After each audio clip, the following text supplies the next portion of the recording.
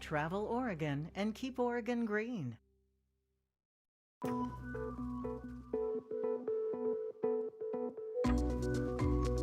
As Oregon braces for a potentially dangerous fire season, concerns are mounting. All indications suggest a more challenging fire season ahead of all of us. Major changes inside the U.S. Forest Service could impact fire response across the region. I'd say there's just a growing amount of just apprehension about what it's going to look like on the ground level in a couple years' time. Over the next half hour, we'll dig into what you need to know about the dangers of wildfires. There's also a lot of at-risk individuals in the area, people that are elderly or have certain disabilities that smoke can really impact them. Evacuations. If a notification comes, have a go bag ready so you don't need to take any time. And keeping homes safe. We know that we can reduce the intensity and destruction of fires and slow the spread of them so firefighters can get there before they hit homes. Red Flag, a State at Risk, is sponsored by Travel Oregon and Keep Oregon Green. Thank you for joining us for this wildfire special, Red Flag, a State at Risk. I'm Reich Azaway. During this show, we'll dig into what could be in store for Oregon this wildfire season. First, questions are emerging about whether major changes inside the U.S. Forest Service could impact how quickly fires are detected and attacked. Vasily Varlamos looked into what happens if a fire starts and the nearest ranger station is closed or understaffed. All indications suggest a more challenging fire season ahead of all of us. With a historically warm winter, low snowpack, and drought conditions across much of the state, Oregon leaders say the risk of large wildfires is growing. At the same time, the U.S. Forest Service is undergoing major national changes, consolidating research facilities and closing its 9 regional offices nationwide. Thousands of employees have already left the agency through early retirement or resignations, and there is uncertainty about the future of some ranger stations nationwide. Oregon congressional lawmakers are warning the restructuring could, quote, further erode the agency's ability to complete its mission. I'd say there's just a growing amount of just apprehension about what it's going to look like on the ground level in a couple years' time. Kieran Evans, an attack crew squad leader for the Forest Service, says most of the changes so far have been at higher administrative levels, and he expects little to no change to how federal crews respond to fires this season. In a statement to KATU News, the U.S. Forest Service said the Forest Service's fire readiness and response remains unchanged, and our operational firefighters and aviation resources continue to support wildfire response. Lucas Mayfield, who spent 19 years with the Forest Service, says even if a ranger station closed, firefighters are still dispatched through regional coordination centers. While an office may be closed, firefighters will still be on. While downplaying staffing concerns for the upcoming season, he warns there are broader concerns about long-term staffing and capacity across the western U.S., especially as fire seasons become longer and more demanding. There's, I think, a staffing and a capacity discussion that is happening and needs to continue to happen across the western United States. Here at home, state and fire officials say they've had no coordination issues with federal partners so far.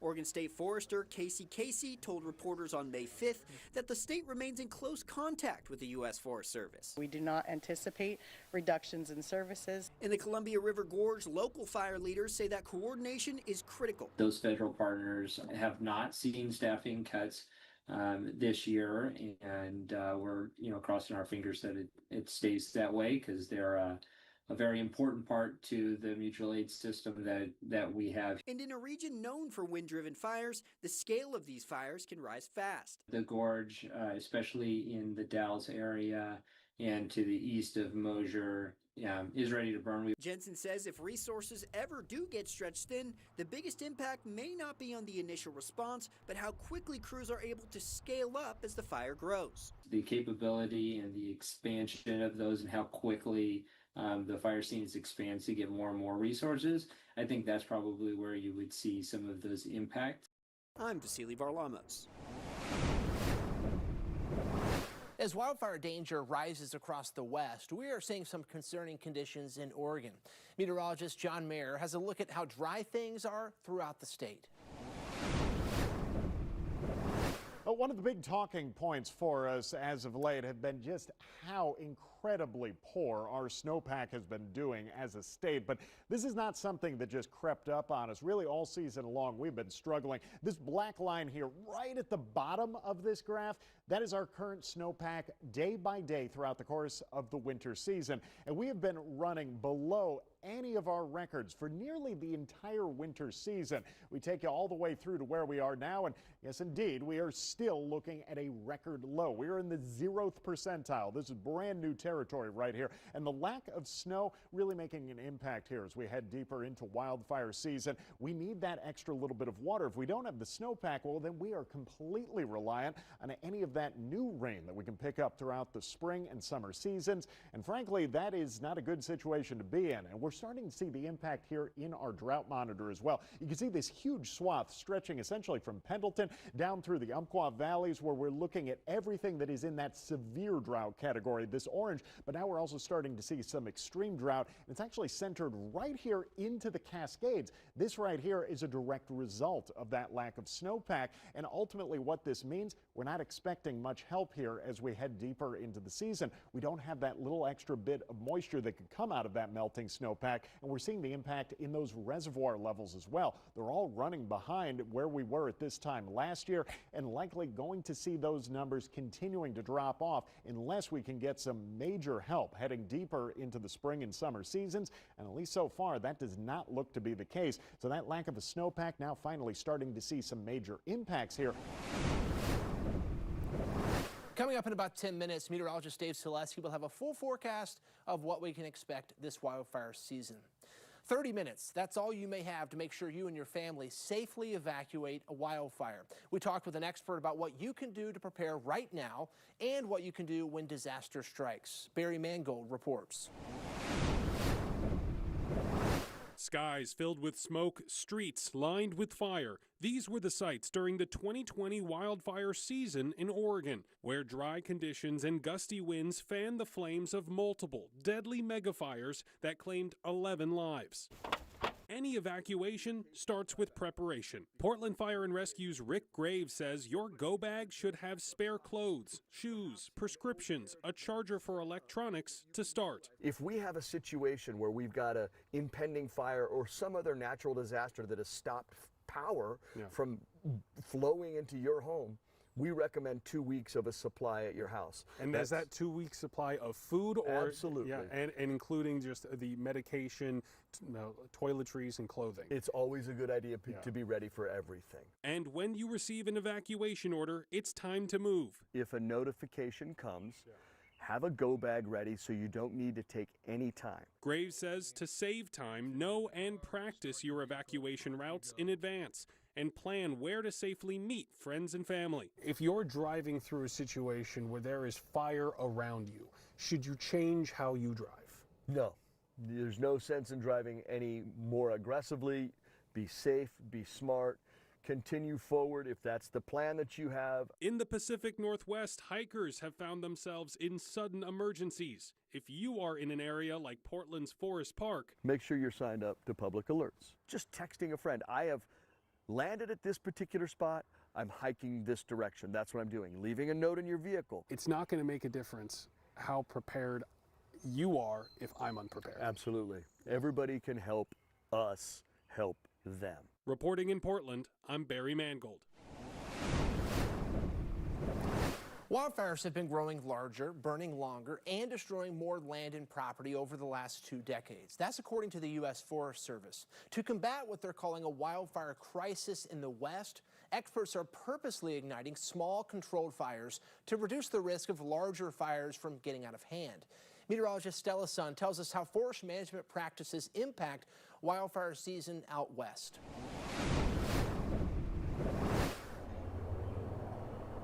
Majestic views like this, surrounded by nature. And we bought this house mostly because we like the location. It backs up against woods. Oh, wow. A beautiful backyard is why some take the gamble of living in areas susceptible to wildfires. We put in the new decks. There were wood decks before. Now they're plastic, which is much less flammable. But we're heavily residential in what we call the wildland-urban interface. which means we built our houses in the woods. So that aspect makes us more susceptible to the threat of wildfire. Those who live in wildland-urban interface areas are taking preventative measures to protect their home. They used to have bushes and stuff up against the house. Everything now within the 5-foot immediate zone, there are no vegetation. Communities like this one, surrounded by land at high risk for wildfires, are becoming more common. In fact, the U.S. Fire Administration suggests around 1/3 of housing units and more than 60,000 communities in the U.S. are at risk for wildfires.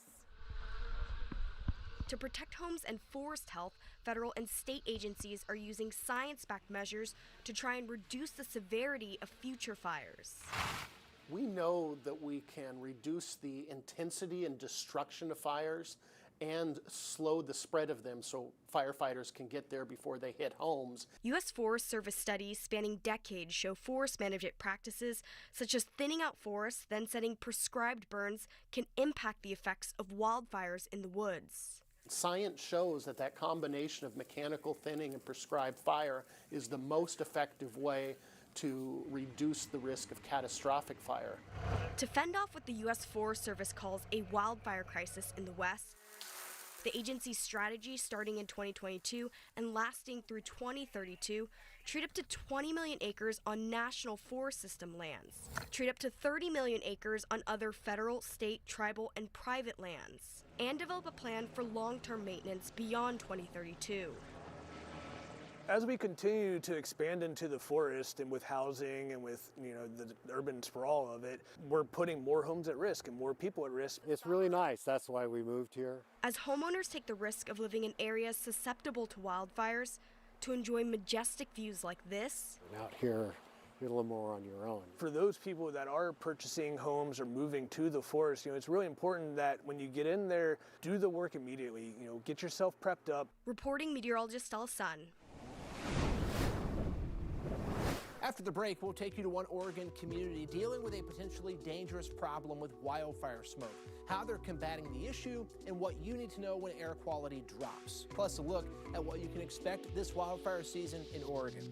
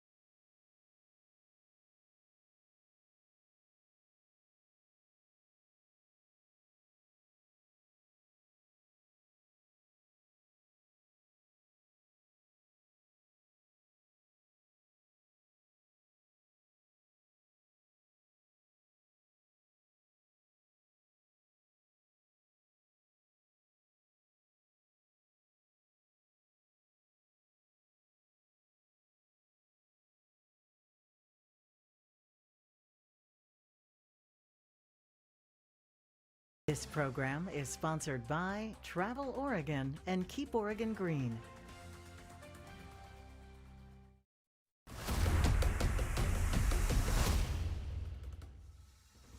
Welcome back. I'm Mike Gazaway. As wildfire seasons grow longer and more intense, smoke-impacted regions are suffering. The mountain community of Oak Ridge, Oregon is one example, finding itself on the front of a geographical health crisis. Trapped by its own topography, Oak Ridge faces disproportionate air quality impacts that local leaders say are now threatening the town's health, equity, tourism economy, and long-term population growth. Tiffany Lewis has more. Surrounded by high mountain ridges at the end of a valley, Oak Ridge naturally traps wildfire smoke. You're coughing it up, you're breathing it in, your eyes are burning, it's no fun. When fires ignite in Lane County, Medford, and even Northern California, any smoke that ends up in the Willamette Valley settles in Oak Ridge and stays there. And during the summertime when that smoke rolls in, it seriously impacts our tourism. We really depend on that all summer long, and so when that smoke comes in, nobody wants to come. It really affects everything. That geographic reality has created a public health crisis and geographical health inequity. Everybody should have access to a healthy way of life and be able to pursue health. But what we're seeing now more and more is a geographic health equity issue, where based on where you live, it may be harder for you to be healthy. New research suggests long-term exposure of smoke particulate is linked to lung disease and adverse birth outcomes, as smoke can linger for 2 to 3 months. There's also a lot of at-risk individuals in the area, people that are elderly or have certain disabilities that smoke can really impact them. The danger isn't just what you can see in the brown haze of particulate matter. Nearby wildfires also spike ground-level ozone. The ozone content within the air at ground level can cause some of the same adverse health impacts as actual wildfire smoke. And ozone, unfortunately, can't be filtered out by a HEPA filter or by an N95 mask. And so we're looking at some pretty serious health impacts regardless of what's done. The town has heavily relied on Oak Ridge Air, a nonprofit that's provided over 2,000 free HEPA air purifiers and petitions the state and federal government for continued funding. We are also revitalizing the Willamette Activity Center, and that's going to function also as a secondary shelter for anybody that doesn't have air purifier. Public health officials urge residents to monitor the air quality in real time, use high-efficiency particulate air filters, and limit your exposure to the outdoors without an N95 mask. I'm Tiffany Lewis. According to a 2024 study, Oak Ridge is among the top communities in the United States for poor air quality. Let's turn now to meteorologist Dave Selesky for a more in-depth look at what we can expect this coming fire season. Dave? Right, the main concern we have about wildfires in 2026 is the very warm and very dry winter we had. Now, this is the Pine Mountain Fire. This is the first major wildfire we had in Central Oregon. This is back in early May. Again, notice vegetation, very dry out here. This started out as a controlled burn, about 15 acres in size, but quickly expanded because of the dry conditions and the gusty winds to a fire of almost 3,000 acres in size. And notice very close to the Bend and Redmond area. So again, close to a major population center in Central Oregon. Now, let's talk about wildfire. Because of the very warm and dry conditions they had throughout the winter, we're keeping a very close eye this summer on Central Oregon. Again, very warm, very dry. Vegetation already dry. Maximum wind speeds in the afternoon this time of year typically easily 25 to 30 miles an hour, and again, low humidity. These are the prime ingredients to start a wildfire in not just that part of the state, but just about anywhere else in the Pacific Northwest as well. Back in 2025, 340,000 acres burned, 2,944 fires. That seems like a lot, but the all-time champion, if you will, is 2024. 1.93 million acres burned, the most ever. Second place was back in 2012 at 1.2 million. They've got 23, 22, and back in 2021, 826,000 acres burned. Now, wildfires spread in a lot of cases because of wind. So as you have cooler air aloft, it descends down into valleys, and it accelerates, it dries out, and it can cause spot fires out ahead of the main fire body.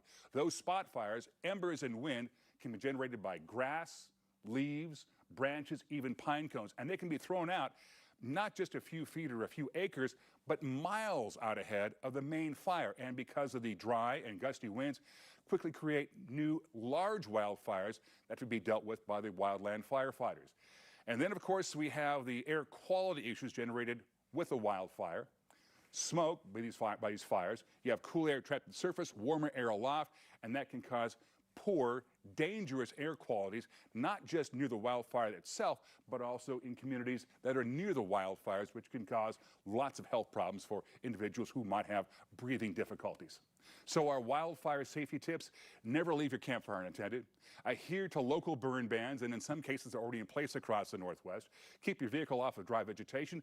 Avoid power tools that can cause sparks, and obey orders from local fire officials. When they say it's time to evacuate because of a wildfire, it is time to evacuate because of a wildfire. Now, for the first part of the summer, we had a normal potential for wildfires for Oregon, Washington, and most of the West Coast. But by August of 2026, the continued warm and dry conditions across the region will cause a significant chance of wildfires for all of Oregon, all of Washington, all of Idaho, parts of Northern California, Utah, even into Montana.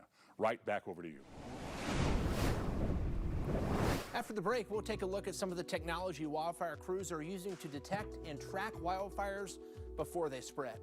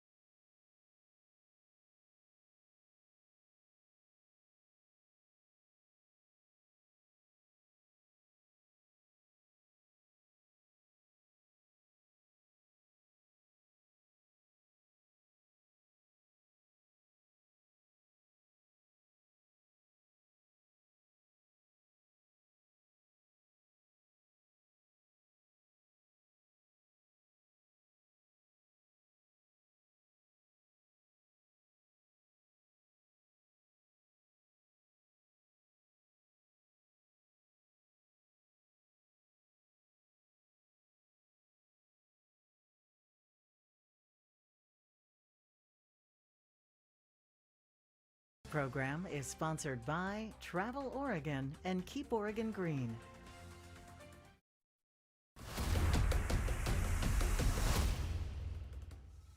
Welcome back. Finally here tonight, we want to give you a look at some of the technology fire crews use to track fires as they pop up. In Oregon, fire agencies and utilities are touting new and expanded uses of AI. Some utility companies like PGE and PacifiCorp have both added AI camera systems. PGE says the cameras are trained to distinguish between things like smoke, fog, and mist, helping fire agencies spot fire starts more quickly. The technology sends fire crews and emergency managers direct alerts when possible smoke is detected. What this does is this speeds up the initial attack time on the fire and really getting after it quickly. Very powerful cameras. They have a 30 times optical zoom and a 360-degree vision, so we can monitor a large area at any one time and then zoom in close to get a better idea of the fire behavior and activity. At the state level, the Oregon Department of Forestry says it's introducing a new multi-mission aircraft this fire season with AI detection technology. The aircraft will track lightning strikes, detect heat signatures, and identify possible starts in remote areas. ODF says it has 86 operational camera sites across Oregon. Those are mostly monitored by people, not AI. Thank you for joining us for this special presentation, Red Flag, a State at Risk. We hope we've been able to shed some light on what you need to know from planning an evacuation route to being prepared and keeping your home safe. I'm Reich Azaway. Good night.